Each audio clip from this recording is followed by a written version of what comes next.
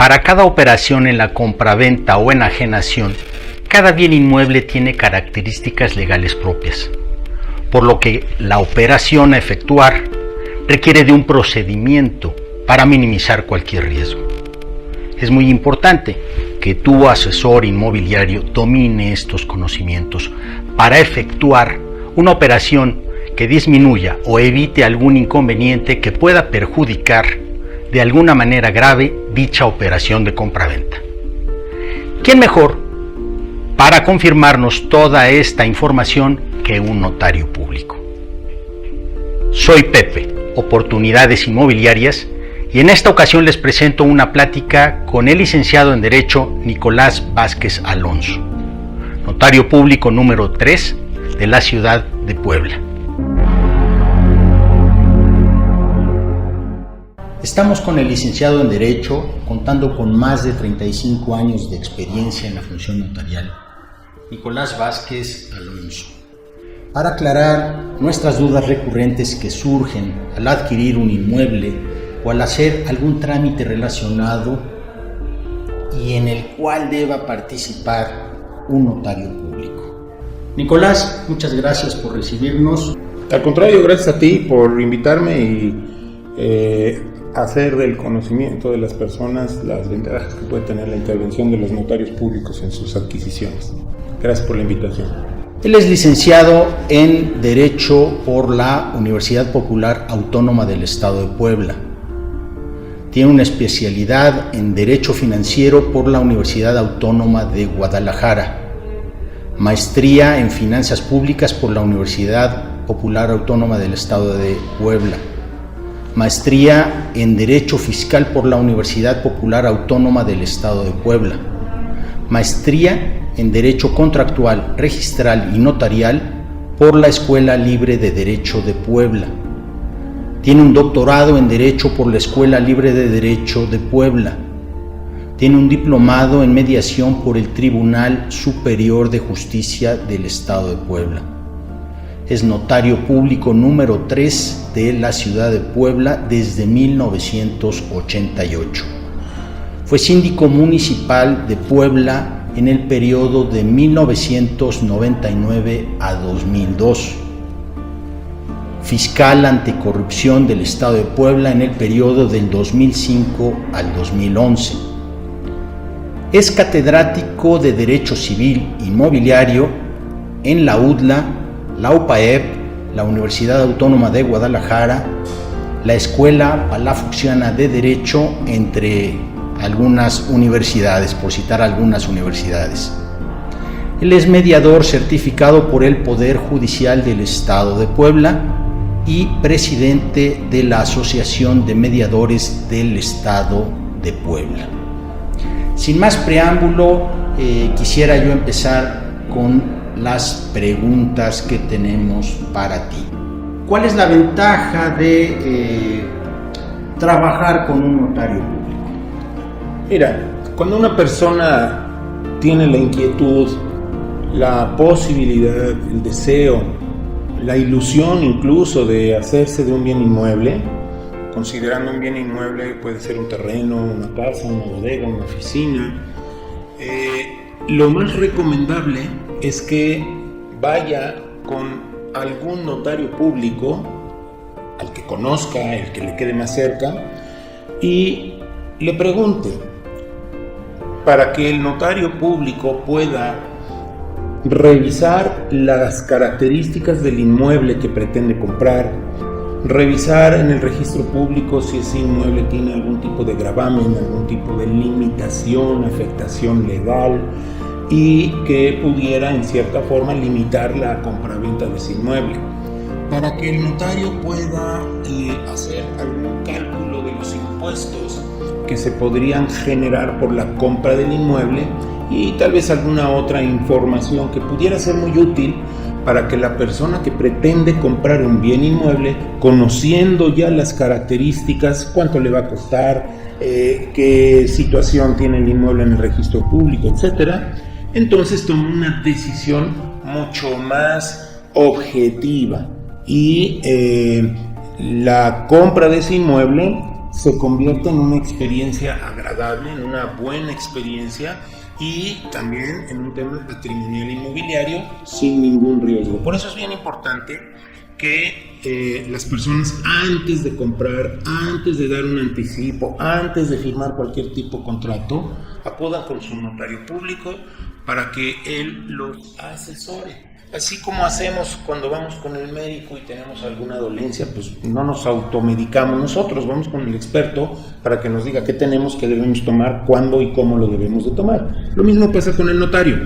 El notario, si interviene antes de una adquisición, seguramente la adquisición no va a tener ningún problema y, como decía yo, será una experiencia muy agradable para la persona que está comprando su casa o su inmueble.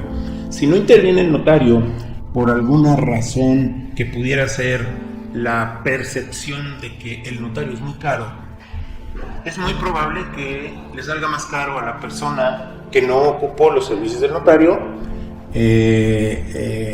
por ahorrarse a lo mejor una cantidad. Y volviendo al ejemplo del doctor, pues si a mí me duele la cabeza y yo voy y me abro la cabeza en el espejo para ahorrarme al neurocirujano, pues probablemente las cosas no van a salir muy bien.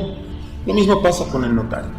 Acudan al notario público cuando vayan a comprar un inmueble y ellos les van a dar una buena asesoría y van a evitar dolores de cabeza posterior. Las personas normalmente quieren ahorrar costos y el costo del notario pues es importante.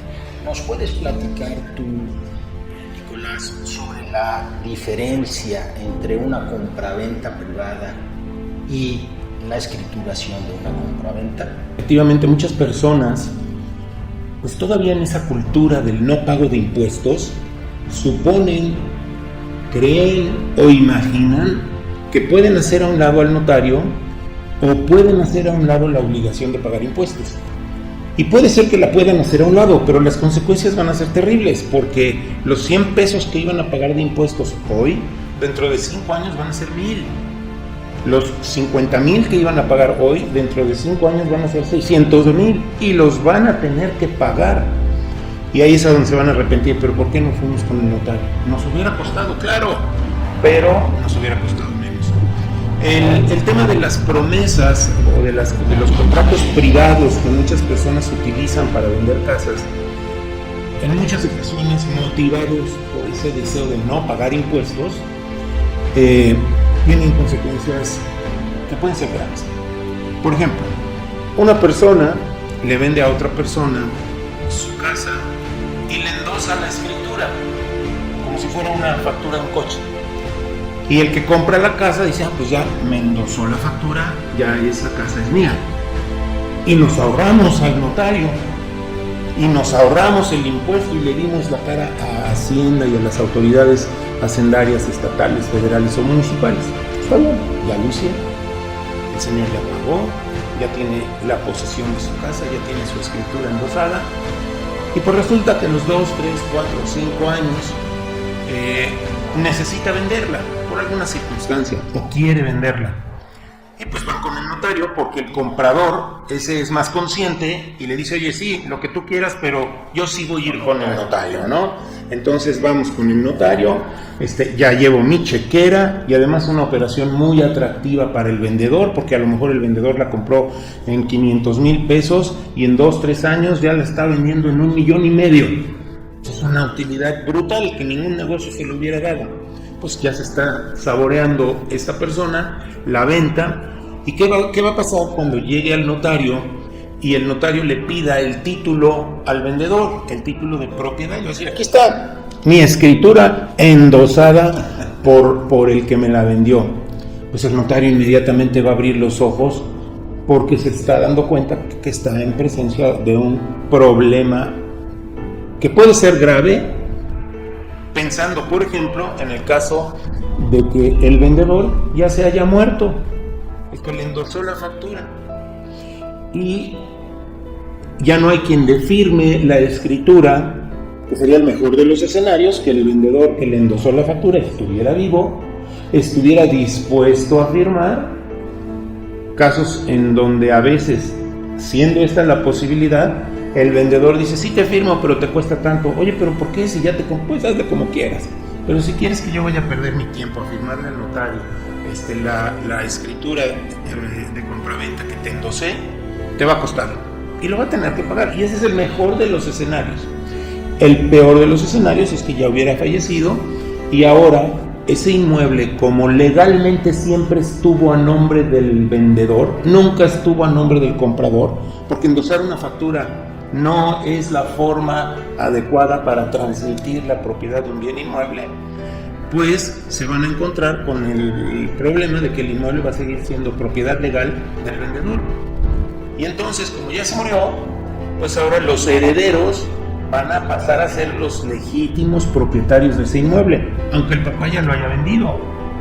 Y los legítimos propietarios, que pueden ser 2, 3 o 7 hermanos, a lo mejor ni enterados estaban de que la casa o los que pudieran salir, a lo mejor no están enterados de que esa casa ya la había vendido su papá, y con uno que diga, no, a mí no me consta que mi papá haya vendido esa casa. A ver, quiero ver el recibo. Aquí está la escritura endosada. La escritura endosada a mí no me interesa y no me sirve para nada.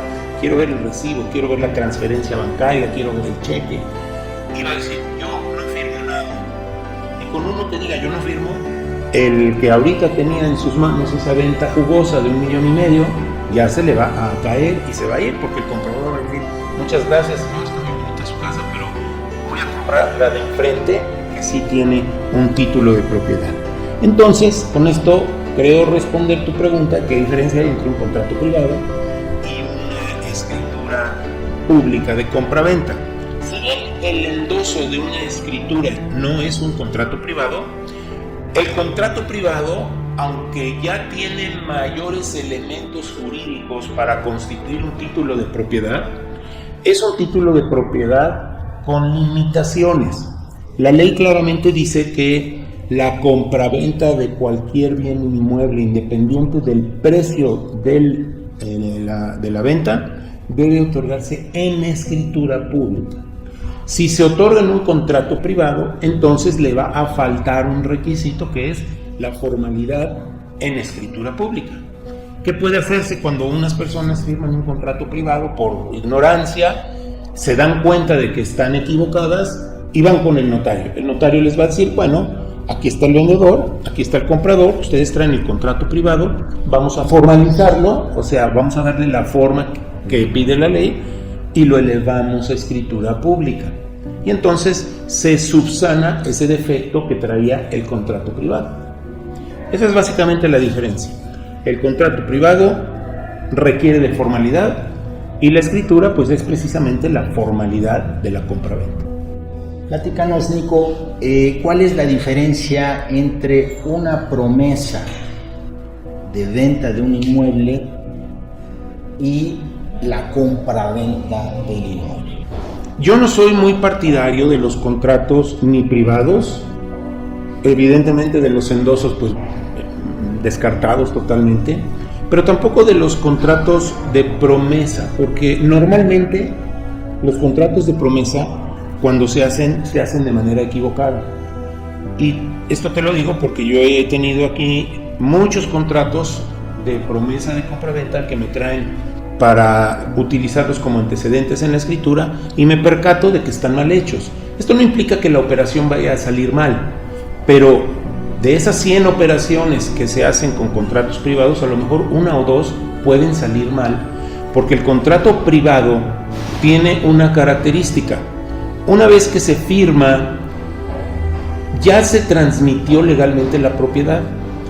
Y hay un artículo en la ley que dice claramente, la compraventa de un bien inmueble se perfecciona cuando se fija por las partes el precio y el inmueble, el objeto y el valor. No obstante que el precio no haya sido pagado, ni el inmueble haya sido entregado. Entonces, si tú y yo ahorita aquí nos ponemos de acuerdo en que tú me quieres vender tu casa y que tu casa vale $1,000,000 y yo te digo, órale va, te la compro, en ese momento, de acuerdo a la ley, la compraventa ya se perfeccionó. ¿Esto qué quiere decir? Yo ya soy dueño de tu casa. Aunque no te la haya pagado, ni aunque tú me la hayas entregado, pero ya soy dueño de tu casa. Entonces, cuando se hacen promesas de contratar no se hacen con la forma, con las características que tiene el Código Civil para las promesas de contratar. Las hacen como si fuera un contrato privado de compra-venta y simplemente en el título le ponen promesa de compra-venta. Pero realmente es un contrato privado de compra-venta porque la parte que compra ya está entregando alguna cantidad de dinero, ya está expresando su voluntad en comprar y la parte que vende ya está expresando su voluntad en vender. ¿Y qué es lo que normalmente los profesionales del tema inmobiliario suponen que puede suceder? Como es un contrato privado, como es una promesa, si no cumple con los requisitos más adelante, el vendedor con toda tranquilidad puede volver a venderle a otra persona. Si lo hace así y la persona que le compró en el contrato privado o en la promesa tiene un abogado quisquilloso, cuidadoso y que conozca bien el derecho, puede meter a la cárcel a esa persona que le vendió porque como ya se había perfeccionado la compraventa, está vendiendo un bien que ya no es de él. Y él no puede alegar, es que ya no me lo han pagado y como no me lo han pagado, yo sigo siendo el dueño. Y ese es el principal riesgo y problema de los contratos privados y de las promesas. Palo dado, ya ni Dios lo quita. Yo ya soy dueño, aunque no haya pagado el inmueble. ¿Qué es lo que procede legalmente? Que tú me demandes a mí el pago del precio pactado y que yo te demande a ti la entrega del bien. Pero ya no estamos peleando si yo soy dueño o no, porque la ley claramente lo dice, la compraventa se perfecciona por el simple hecho de, y lo que ya te comenté. Entonces, si las personas que van a realizar un contrato de promesa de contratar, porque el nombre correcto es contrato de promesa de contratar, ¿qué cosa? Lo que sea, la donación, la compraventa, la permuta, el fideicomiso, lo que sea, pero el nombre correcto es promesa de contratar. Me estoy obligando no a vender, sino me estoy obligando a contratar cuando se reúnen ciertos requisitos, un contrato de compraventa. Eso es lo correcto. Pero entonces no debe de haber dinero de por medio y debe de cuidarse mucho la forma del documento. Y por eso, regresando a la primera inquietud, la intervención del notario es muy útil. ¿Que va a cobrar el notario su consulta? Sí, pues todos los médicos cobran consultas, ¿no? Porque el notario no la va a cobrar. Y esto va a implicar que el formato de la compraventa privada o de la promesa reúna los requisitos para evitar que salgan mal las cosas al final. Sí, tiene sus limitaciones. De ahí que por eso es tan importante que el asesor inmobiliario sea un asesor profesional y capacitado, sobre todo certificado. Normalmente los propietarios generan poderes por alguna necesidad o por evadir algunos impuestos. Nicolás, ¿nos puedes platicar cuáles son los riesgos en otorgar poderes? Sí, y mucho. Y hay riesgos no solo para las partes, sino para el notario.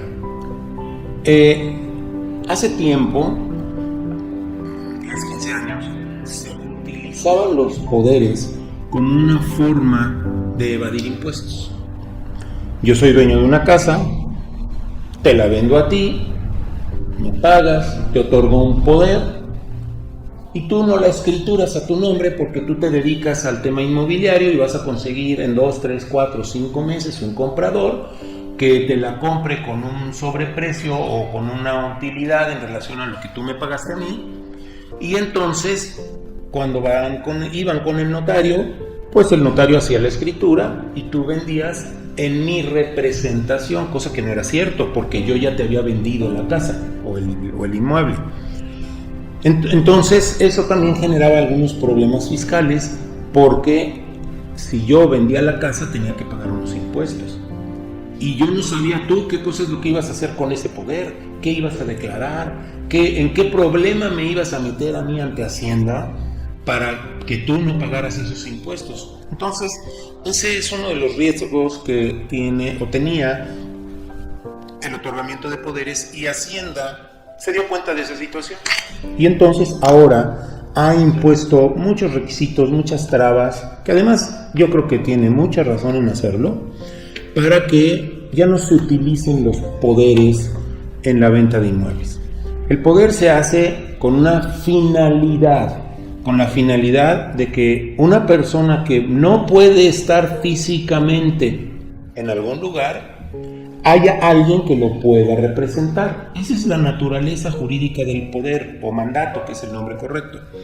Entonces, el mandato está bien en la ley, la naturaleza es correcta, es noble, es útil. Sin embargo, la gente lo empezó a utilizar indebidamente para otros fines. Aprovechar el poder para no pagar impuestos.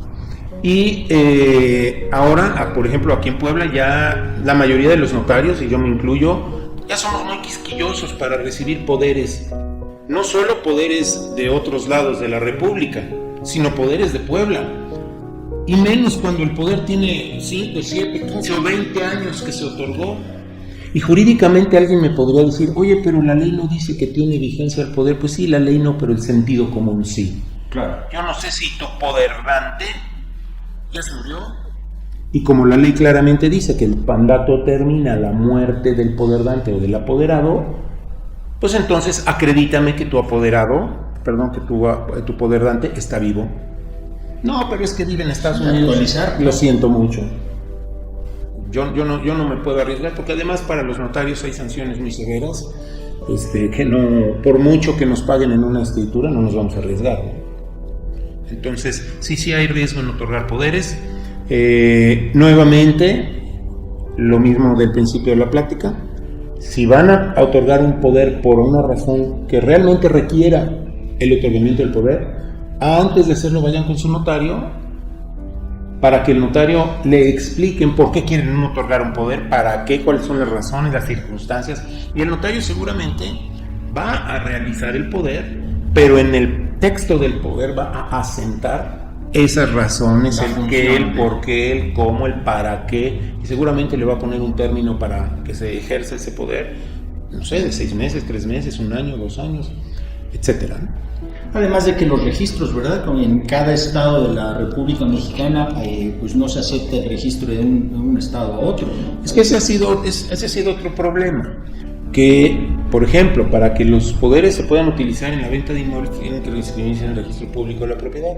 Para que se inscriban en el registro público de la propiedad, se necesita acompañar al poder una copia certificada del documento para que se quede una copia en el registro público.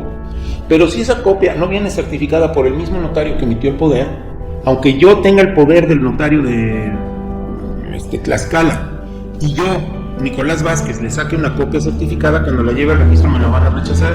Me va a decir, no, la copia tiene que ser del notario en donde se hizo la escritura, en Tlaxcala. Entonces el cliente tiene que ir a Tlaxcala con el notario que se hizo el poder, que le emita una certificación, y todo eso va generando trabas y piedritas para el tema de los poderes. Pero todo esto tiene una razón de recaudación. ¿Por qué? Porque los poderes ahora difícilmente se pueden utilizar para evadir impuestos. Para la venta de un inmueble, ¿nos puedes explicar qué contribuciones se causan por la compra-venta?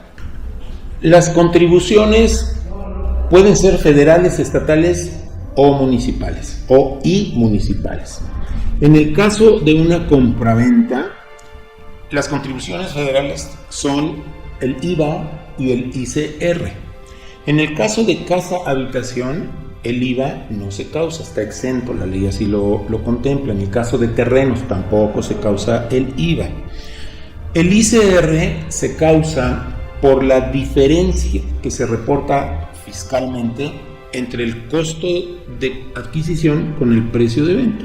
Si yo compro en 10 y vendo en 20, tuve una utilidad de 10 y Hacienda me dice, hiciste un buen negocio, compárteme mi porcentaje, 20, 25, 30, 30 y pico %. Sin embargo, existe un caso... Sí, no, el cálculo es bastante complicado, no nos metemos en eso, pero básicamente a eso se refiere. Hacienda dice, tú compraste en 10, vendiste en 20, tienes utilidad, paga. Ya dependiendo de los años, en fin, a lo mejor la utilidad no son los 10 completos, a lo mejor nada más son 5. porque el costo se va actualizando año con año. Pero ese es un tema diferente. Normalmente el enajenante, el vendedor, quiere pues evitar el pago de impuestos, sobre todo el pago del ISR, el impuesto sobre la renta. ¿Nos puedes definir los casos de exención del ISR por la enajenación de un inmueble? Hay una excepción a esa regla general del impuesto sobre la renta, que es la venta de la casa habitación. Esta exención, esta modalidad ha ido variando con el tiempo. Hace tiempo, para poder exentar por esta razón, el enajenante tendría que acreditar que había sido su casa habitación al menos los últimos 2 años. Y luego fueron reduciendo esas condiciones, y en la actualidad lo único que se requiere para acreditar que es mi casa habitación y como consecuencia no pago el impuesto sobre la renta es que tenga yo mi credencial del INE con el domicilio de la casa habitación, o que tenga yo algún comprobante emitido por una institución financiera del sistema financiero mexicano, una tarjeta de crédito, mi chequera, y que no tenga más de 2-3 meses de emitido el ¿Servicios, sí. agua, luz? No, agua no, luz sí, siempre y cuando el comprobante reúna los requisitos fiscales. Esto es, porque hay los recibos de Comisión Federal de Electricidad, hay unos que son, digamos, simples, y hay otros que ya llevan el CFDI. Si es simple, no es viable para utilizarse para acreditar la exención. Pero si tiene el CFDI y evidentemente el domicilio que viene asentado en el recibo coincide con el domicilio del inmueble que se va a vender, entonces el vendedor es candidato para exentar el impuesto sobre la renta. Sin embargo, tampoco todos los casos, aún contando con un comprobante, están exentos. ¿Esto qué significa? Hacienda ha dicho: yo te autorizo, si tienes tus comprobantes y me acreditas que es tu casa habitación, a exentar el impuesto máximo hasta determinada cantidad, que anda por ahí de los 4 millones de pesos. Si rebasa esa cantidad, lo que rebase esa cantidad, tu inmueble, me tienes que pagar impuesto. Esto es, por los primeros 4 millones de pesos del precio de tu inmueble, no me pagues impuesto porque me acreditas que es tu casa habitación. Valor de nudis. Sí, y ahí la ley va variando, este importe va variando día a día. Es muy aproximado, ¿eh? Sí. Y ya por el excedente, pues tengo que pagar el impuesto. Entonces, si yo vendo una casa de 25 millones de pesos, pues los primeros 3, 4 o 5 millones los podré exentar, pero los otros 20, pues ya no. Y pues de una utilidad, o con una utilidad de 20 millones de pesos, pues seguramente Hacienda va a recibir unos 5 o 6 millones de pesos de impuesto sobre la renta. Y este impuesto lo paga el enajenante. ¿Qué pasa cuando venden una bodega o un local comercial o una oficina? Como está fuera de los casos de excepción de terreno y de casa habitación, además del impuesto sobre la renta, van a tener que pagar el IVA que corresponda a las construcciones. Al terreno no, porque el terreno está exento, pero lo que corresponda a las construcciones lo tendrán que pagar el IVA. Ese lo paga el adquirente, aunque lo causa el enajenante, lo cubre el adquirente. Y el notario va a retenerle a ambas partes, una el impuesto sobre la renta y a la otra le va a retener el IVA. Y el notario se lo entera a la autoridad fiscal y a las partes les da su comprobante fiscal por cada uno de los importes. Eso es a nivel federal. A nivel estatal, lo único que se causan son derechos, que también están dentro del grupo de las contribuciones. Derechos que corresponden a el servicio que presta el registro público de la propiedad por inscribir los actos y contratos inscribibles para darles publicidad. Por ejemplo, en una compra-venta, el notario hace todo su trabajo, paga los derechos correspondientes y cuando termina el trabajo en la notaría, le entrega al registro público de la propiedad el testimonio de la escritura, más una copia certificada. El registro lo analiza lo inscribe en sus libros, en su sistema, y le regresa al notario el testimonio con el comprobante de inscripción. Entonces, estos se llaman derechos de inscripción que causa el registro por dar ese servicio. Y a nivel municipal se causa otro impuesto, que es el impuesto de adquisición de bienes inmuebles, el famoso IABI. Y este impuesto lo cobra cada municipio. Cada municipio tiene su cuota, que va términos más, términos menos, de 1.8 a 2.5% en Puebla. Entonces, dependiendo del monto de la operación, sea compraventa, donación, permuta, adjudicación, lo que sea, herencia, no hay exención. A nivel federal hay exención. A nivel local, municipal, no hay ningún tipo de exención. Entonces, el ayuntamiento cobra su porcentaje sobre el monto de la operación. En una operación de 1 millón de pesos, pues va a cobrar entre el 1, dependiendo del municipio que corresponda, entre el 1.8 hasta el 2.4 o 2.5, si no mal recuerdo. Eso va a depender dónde está ubicado. Dónde está ubicado el inmueble: Cuautlancingo, Cholula, San Pedro, Tehuacán, Atlixco o Puebla, ¿no? Y para los que no son de acá de la ciudad de Puebla, bueno, pues a nivel nacional, pues tendrán que ver el impuesto de su municipio. Sí, y solo para aclarar, en el tema de impuesto sobre la renta, también están exentos, no solo quien venda su casa habitación, sino también están exentas las donaciones que hacen los padres a hijos, o los hijos a padres, o los cónyuges. En línea directa. En línea directa. Entre hermanos ya no está exenta. Si un hermano le quiere donar a otro, 20% sobre el monto de la donación, sea un inmueble, sea dinero, sea lo que sea, 20%. Y también están exentos los casos en donde las personas se adjudican por una herencia. Tengo entendido que hay por ahí la intención de eliminar estas exenciones y de gravarlas. Ojalá y no se logre, porque esto lo único que podría lograr es que las personas pues no hagan escrituras, porque les van a salir mucho más caras. Y una persona que adquiere un inmueble por herencia, es muy probable que no tenga dinero ni siquiera para pagar las escrituras. Por eso es que cuando adquieren por herencia no se genera el impuesto sobre la renta. Ya el impuesto sobre la renta se generará cuando venda el heredero el inmueble, y lo va a tener que calcular como si fuera el papá o la mamá que murieron los que están vendiendo. O sea, Hacienda no pierde. Hacienda dice: en caso de una herencia, te pospongo el impuesto sobre la renta hasta que tú vendas. Lo vendes. Si es que vendes. Y si no lo vendes tú, pues a lo mejor lo venden tus hijos. Y hay casos en donde nietos venden, se tiene que calcular el impuesto en cierta forma como si fueran los abuelos los que vendieron fiscalmente, ¿no? Claro. Pero eso también es otro tema que puede resultar un poco complicado. Normalmente estamos acostumbrados a guardar el dinero bajo el colchón. ¿Yo puedo pagar en efectivo la compraventa de un inmueble? El tema de la utilización del efectivo, también a raíz de los problemas que tiene todo el mundo con el lavado de dinero o blanqueo de dinero, es que las autoridades han dado cuenta que pues la utilización del efectivo se presta mucho para este tipo de situaciones, para cuestiones criminales y cuestiones totalmente ilegales. Entonces, ya desde hace algunos años, ya vamos a llegar casi a 10 años, la ley prevé la utilización del efectivo, permite utilizar el efectivo, pero ya nada más una cantidad pequeña, más o menos 600,000 pesos. Pero el problema no es que la ley permita utilizar el efectivo.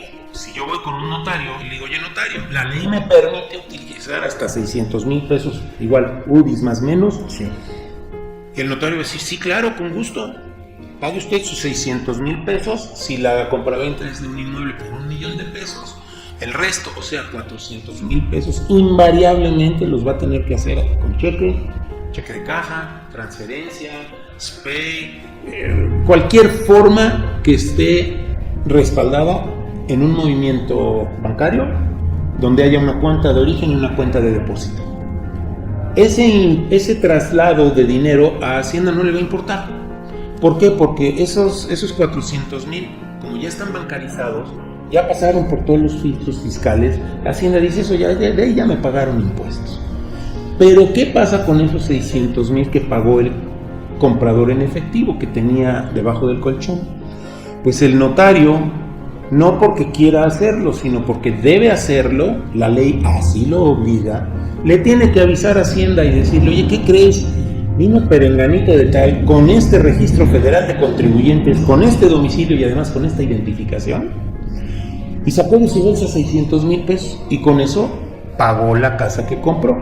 Te aviso, Hacienda, para que yo quede liberado de la obligación legal que me impone la ley antilavado, que así se conoce, tiene otro nombre muy largo, pero así se conoce. Entonces, yo cumplí con mi obligación. ¿Qué va a pasar? Pues Hacienda va a sacar la lupa, va a buscar en el buzón fiscal o en el cajón fiscal del comprador si sus actividades y lo que ha reportado Hacienda le permiten tener 600,000 pesos en efectivo.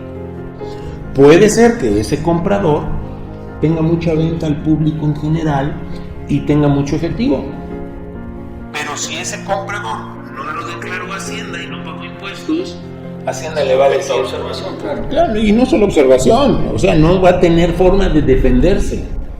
Porque Hacienda le puede decir, oye, yo revisé tu situación fiscal y tú me dices que ganas 8,000 pesos al mes y que eres empleado. Ahora explícame de dónde sacaste 600,000 pesos para pagar el inmueble. No va a tener forma. Es que me los regalaron. No, pues ¿quién te regala 600,000 pesos? Es que me los encontré. No, pues tampoco. O sea, no hay forma de acreditarlo. Y esto que le va a generar al comprador un dolor de cabeza, porque Hacienda le va a decir, no hiciste un crimen al utilizar los 600,000 pesos, porque mi ley antilavado permite que utilices 600,000 pesos. El problema es que no me pagaste impuestos por esos 600,000 pesos, así es que me vas a pagar 1,180,000 pesos de impuesto omitido, y como ya transcurrieron 4 o casi 5 años desde que hiciste tu escritura y ya te calculé tus recargos, actualizaciones, penalizaciones, pues ¿qué crees? Esos 120,000 ya se convirtieron en 1,500,000. Y entonces esos 600 que esa persona supuso estaba matando con la compra de la casa, es muy probable que le cuesten el triple dentro de 3, 4, 5 años. Sabemos que las facultades de revisión de la autoridad fiscal son de 5 años. Entonces, pues yo, si soy la autoridad fiscal, me espero 4 para que se vayan acumulando los recargos. No sé si así lo hagan, la verdad no lo sé, ¿no? Pero pues, si yo fuera un prestamista, a lo mejor así le haría. Y ya cuando lleguen casi los 4 años o los 5 antes de que se me vayan a acabar mis facultades, le genero la auditoría y le mando su liquidación. Y así me acredita que esos 600,000 pesos los declaró porque tiene venta al público y tiene mucho flujo de efectivo, porque vende tortas, ¿no? Pero tiene 10 torterías en Puebla y pues le caen todos los días efectivo, pero él muy respetuoso de la ley en sus declaraciones mensuales generaba ese informe a Hacienda en donde le decía, oye, yo recibí este mes 100,000 pesos en efectivo, ya te pagué mis 20,000 pesos de impuesto, entonces efectivo lo tengo en mi cajón. Pero normalmente eso no pasa. Es muy usual que los propietarios donen el inmueble, sobre todo a familiares. ¿Tiene riesgos donar algún inmueble a los hijos? La donación que hacen padres a hijos puede tener algún inconveniente. Si yo tengo un hijo de 10 años, 12 o 13 y le dono un inmueble, la ley lo protege y no permite que el inmueble se venda independientemente de su participación por el padre. O sea, el padre ya no lo puede vender si no participa el hijo, porque ya le donó, y si ya le donó, el hijo ya es dueño, y entonces ahí se genera una copropiedad, si es que le donó una parte, o si le donó todo, pues ya el papá no puede hacer absolutamente nada. Sí puede pedir una autorización judicial a los tribunales para vender inmuebles, y es un trámite que se llama autorización para venta de bienes de menores. Pero evidentemente el juez pues le va a decir, ¿y por qué, para qué, en dónde, cuánto, qué vas a hacer con el dinero, etcétera, etcétera. Y eso evidentemente le va a generar al donante un problema, porque el donante ya le dio al hijo y ahora tiene una enfermedad y necesita el dinero. Ese inmueble en cierta forma era de él, se lo regaló al hijo y ahora no puede hacer nada, porque además si no lo venden los siguientes 15 días, pues se va a morir. Entonces ese es uno de los riesgos. Y el otro de los riesgos es que además un trámite para solicitar una autorización, ahorita como están las cosas de COVID y pues toda la complicación, pues no le calculo menos de un año. Entonces, pues en un año ya el señor ya no resolvió el conflicto o problema que tenía que resolver con la venta del inmueble. Y el otro riesgo es que el menor llegue a la adultez, cumpla los 18 años y a partir de ahí ya no se necesita permiso judicial. Pero ahora el papá necesita que el hijo le dé permiso de vender el inmueble.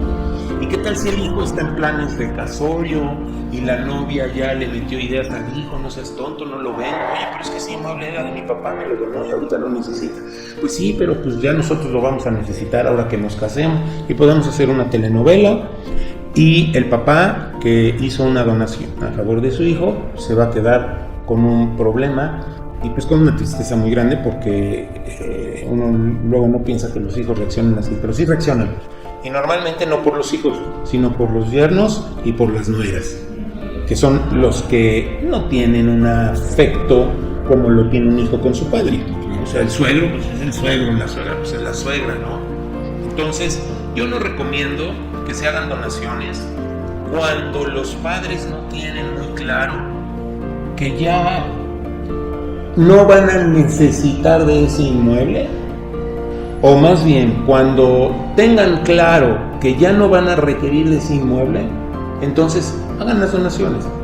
Mi recomendación es que las hagan cuando ya estén en un nivel de vida en donde ya tengan resuelto su situación patrimonial, ya estén a lo mejor jubilados, que ya no van a requerir de ese inmueble porque tienen otros 3 o 4, tienen una inversión patrimonial importante o tienen un buen empleo, qué sé yo. En esos casos entonces, bueno, pues no hay tanto riesgo en las donaciones.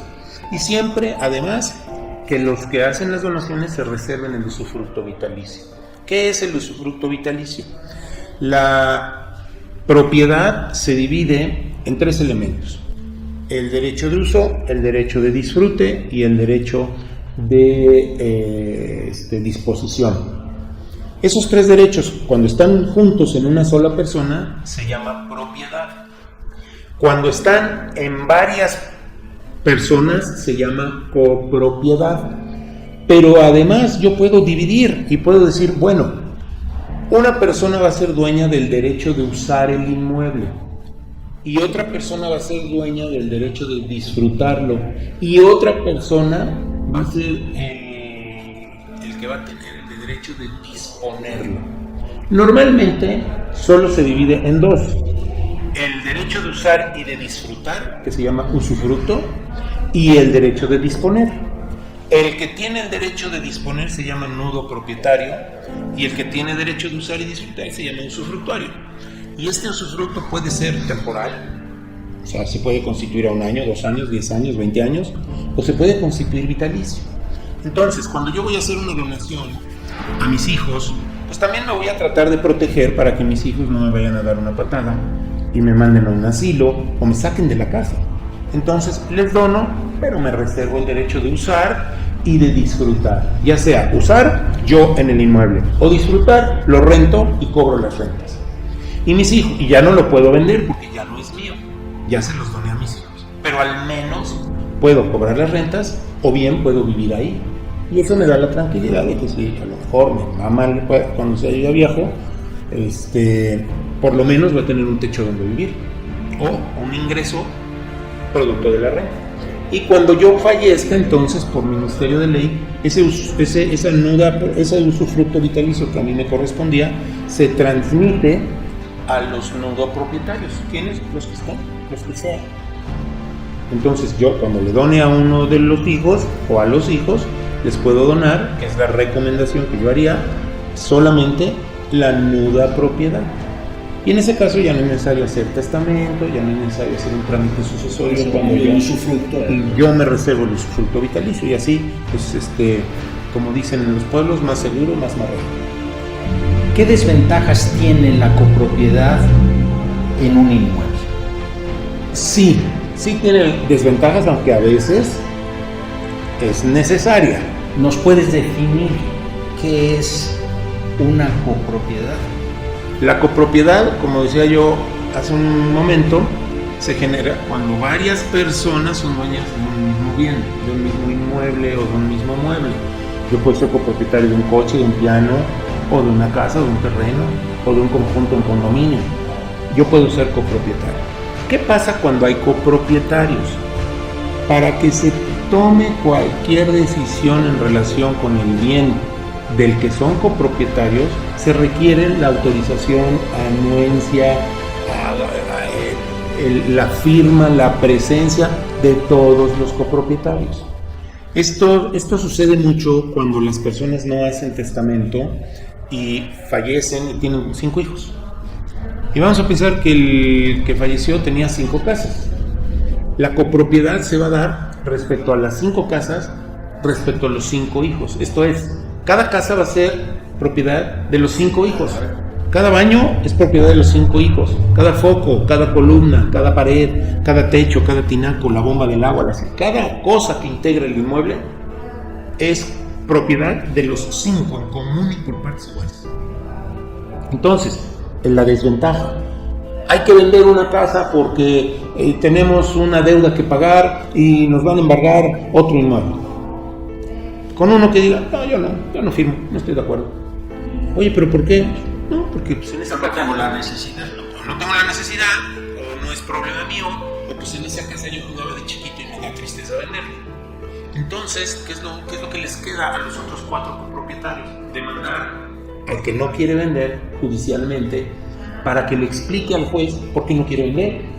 Y si es un absurdo su justificación, el juez le va a dar la orden de vender, aunque no quiera. Y si no firma, el juez firmará en nombre y representación del que no quiso vender y se vende la casa. Ya, ellos le pagarán al que no quiso vender el importe y se lo depositan en su cuenta y no pasa nada. Entonces, ese es el problema de las copropiedades. En el caso que te menciono del heredero, de los 5 herederos, pues lo ideal hubiera sido hacer un testamento en donde el padre dijera, la casa 1 para Juan, la casa 2 para Manuel, la casa 3 para María, la gallina, sucesivamente. Cuando él muera, cada uno es dueño de su propiedad y cada uno, exactamente, y cada uno podrá hacer lo que quiera y lo que le plazca con su inmueble. Ya no tiene que pedirle permiso, autorización ni firma a ninguno de sus hermanos. Entonces, sí tiene algún problema en la copropiedad. Hay veces que no hay de otra, como el ejemplo que acabo de poner, pero que pueden hacer esos herederos que recibieron en copropiedad los 5 inmuebles. De una vez en el trámite sucesorio, dividir esa copropiedad, ponerse de acuerdo y adjudicarse como bien propio cada uno de ellos, cada una de las casas. Y se resuelve. Definir. Otro problema que genera la copropiedad, vamos a pensar que todos están de acuerdo, se llevan muy bien, sí, claro que sí, ya nos sentamos los 5 hermanos, vamos a vender, dale. Y saliendo de la reunión, a uno le da un infarto y se muere. Ese inmueble ya está intestado, ya no lo pueden vender. ¿Por qué? Porque uno de los copropietarios ya falleció. Entonces ahora se tiene que llevar el trámite sucesorio de ese copropietario para que lo que le correspondía de copropiedad, que es un 20%, se transmita ahora a sus hijos, que también lo van a recibir en copropiedad. Entonces los hijos, que además son otros 5, van a recibir ese 20%, lo van a recibir en copropiedad, y ahora los 4 hermanos no van a tener que lidiar con 1, ahora van a tener que lidiar con 5. Y aunque tengan menos porcentaje, con uno que no quiera firmar, demanda judicial. Entonces hay que tratar de evitar las copropiedades. Dependiendo el régimen matrimonial de los cónyuges, en el caso de una venta de algún inmueble, en relación con la venta de algún inmueble, cambia el régimen patrimonial de los esposos en una compraventa. Este es uno de los casos en donde se da la copropiedad. Cuando los esposos están casados por comunidad de bienes o mancomunidad de bienes, su régimen matrimonial está sujeto a este esquema. Los inmuebles que vayan comprando durante su matrimonio van a pasar a ser copropiedad de ambos cónyuges. Y bueno, hemos visto o hemos sabido de problemas entre cónyuges que son a veces muy severos, muy complicados, y cuando hay copropiedad, pues peor tantito. Entonces, ¿cuál es la recomendación? Mi recomendación: cuando una pareja se case, que antes de decidir qué régimen van a adoptar, lo platiquen entre ellos, se pongan de acuerdo. A ver, yo me quiero casar por separación de bienes y yo me quiero casar por comunidad de bienes. Bueno, explícame por qué te quieres casar por comunidad y tú explícame por qué te quieres casar por separación. Y ya cada quien pondrá en la mesa sus razones, ¿no? Y es probable que al poner en la mesa sus razones, en ese momento alguno de ellos diga: no, sabes que ya no me caso contigo, adiós, ¿no? Puede ser. Pero, una vez que tomen la decisión, deben de estar conscientes. Por ejemplo, si toman la decisión de casarse por separación de bienes, que es lo que yo recomendaría, cada uno tendrá la propiedad exclusiva de los bienes que vayan comprando. En cada escritura se tendrá que asentar esta situación. El notario, por eso la importancia de la participación del notario, el notario les va a preguntar: oiga, ¿están comprando este inmueble? Ajá. ¿Están casados por separación de bienes? Sí.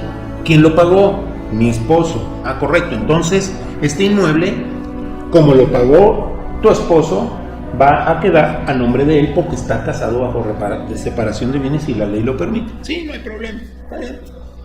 Oiga, notario, venimos, ya compramos otro inmueble. Ah, correcto. ¿Y ahora qué? No, ahora va a quedar a nombre mío, de la esposa, porque pues mi papá me dio el dinero y con eso lo voy a comprar. Ah, perfecto. Entonces ahora el inmueble B queda a nombre de la esposa y así pueden tener un capital patrimonial importante y cada uno tener sus inmuebles. Sin embargo, podrían llegar a la notaria y decirle al notario: oye, notario, ¿qué crees? Pues ahora este inmueble lo compramos entre los dos y queremos que quede a nombre de los dos. Aunque estén casados por separación de bienes, el inmueble puede quedar a nombre de los dos, en copropiedad.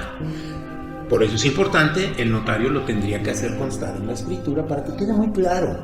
No obstante, el régimen de separación de bienes está sujeto al matrimonio. Los compradores me han manifestado que este inmueble, al haberlo comprado, el 50% con dinero de ella y el 50% con dinero de él, desean que pase a formar parte de una copropiedad. Y están casados por separación de bienes. Entonces, si el régimen matrimonial ayuda o perjudica, por eso es importante que las personas que se van a casar tengan muy claro el régimen que les conviene o el régimen que quieren para la adquisición de los bienes. Ahora, aunque estén casados por comunidad de bienes, hay ciertos casos de excepción en donde la ley misma te dice qué inmuebles pueden adquirir sin que pasen a formar parte de la copropiedad. Esto es, sin que, aunque yo esté casado por comunidad de bienes, yo puedo adquirir un inmueble y no incluirlo en esa comunidad. ¿Qué bienes son? Que se llaman bienes propios, los adquiridos por herencia o los adquiridos con dinero producto de la venta de un inmueble que tenía esa misma característica, o sea que era propio.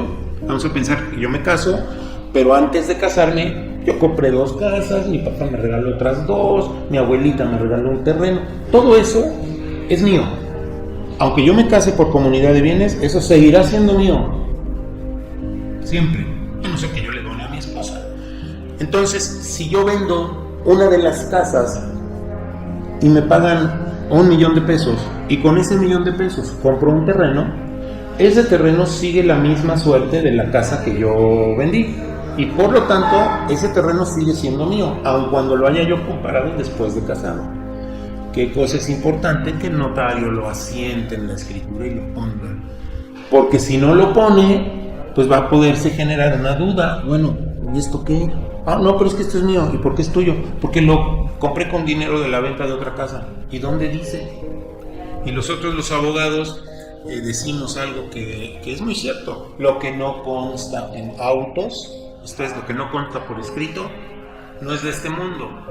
Entonces, pues, lo siento mucho, esposo mío, pero como no lo pusiste en la escritura, ese inmueble pasa a formar parte de nuestra comunidad. De ahí la importancia del trabajo. Es muy importante, sí. Hay muchos departamentos, fraccionamientos, están en régimen de propiedad y condominio. ¿Nos puedes definir el régimen de propiedad y condominio?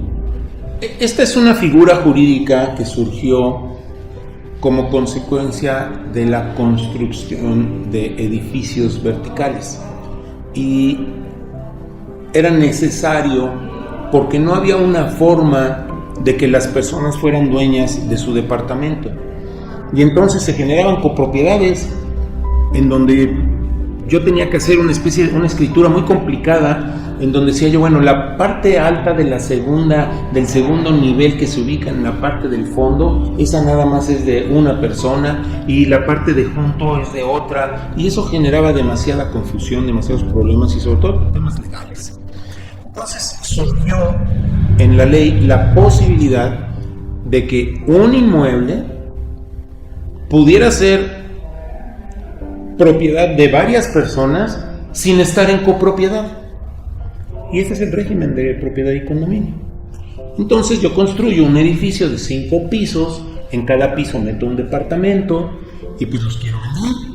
Uno se lo vendo a Juan, el otro se lo vendo a Pedro, a María, y a cada uno le vendo un departamento. Entonces, para que yo les pueda dar a cada uno de ellos un título de propiedad exclusiva sobre cada uno de los 5 departamentos que están en un solo inmueble, la ley me permite hacer y utilizar esta figura del régimen de propiedad y condominio para poderle dar a cada uno de los inmuebles un título de propiedad.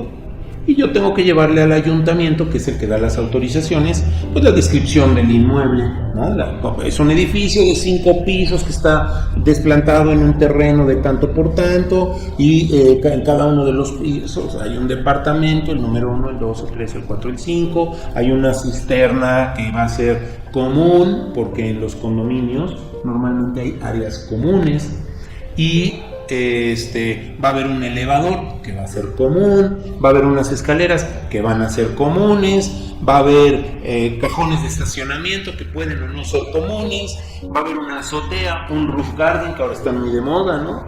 En la azotea vamos a poner un asador, unas mesitas para que cualquiera de los dueños pueda utilizarlo el fin de semana, y entonces esas áreas comunes se tienen que detallar en la escritura en donde se constituye un régimen de propiedad y condominio. Esto es, para poder yo vender en este esquema, antes tuve que hacer una escritura en donde constituí el régimen de propiedad y condominio sobre este inmueble. Y el ayuntamiento me va a asignar una boleta predial por cada departamento.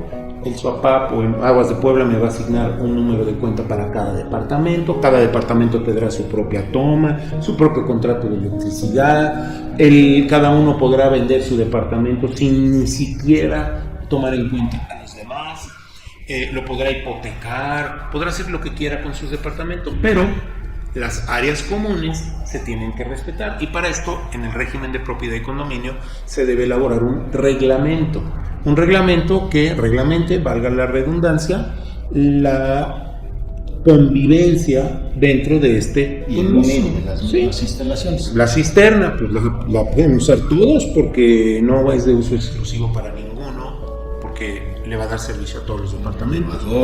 El elevador, la azotea, el roof garden, el asador, bueno, ahí se tienen que poner de acuerdo. Quien lo necesite, pues tendrá que pedirlo con un día de anticipación.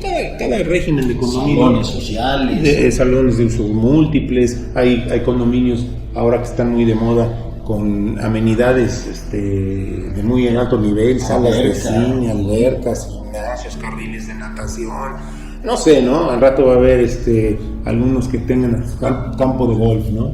Y eso se tiene que reglamentar cómo lo van a usar.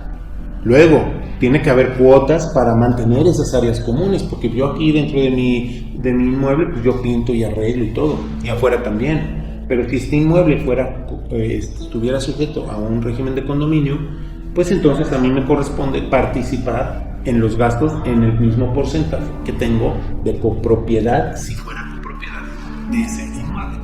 Si son 5 departamentos, pues más o menos vamos a tener cada uno el 20%. Si el costo de mantener ese edificio es de 100 pesos, lo tengo que pagar 20. Si fuera de 1000, pues tendría que pagar 200, y así en todo lo que requiere el mantenimiento del régimen de propiedad y condominio. Y con esto se le dio solución a ese problema de carencia de tierra, porque ya no era viable económicamente pues hacer en un terreno una casa. Era más rentable hacer en un terreno 20 casas y hacer un edificio vertical.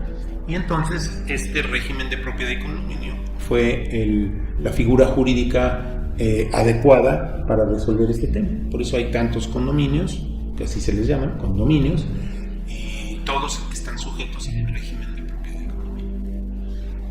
Nicolás, quiero agradecerte el compartir con nosotros tu tiempo y tus conocimientos.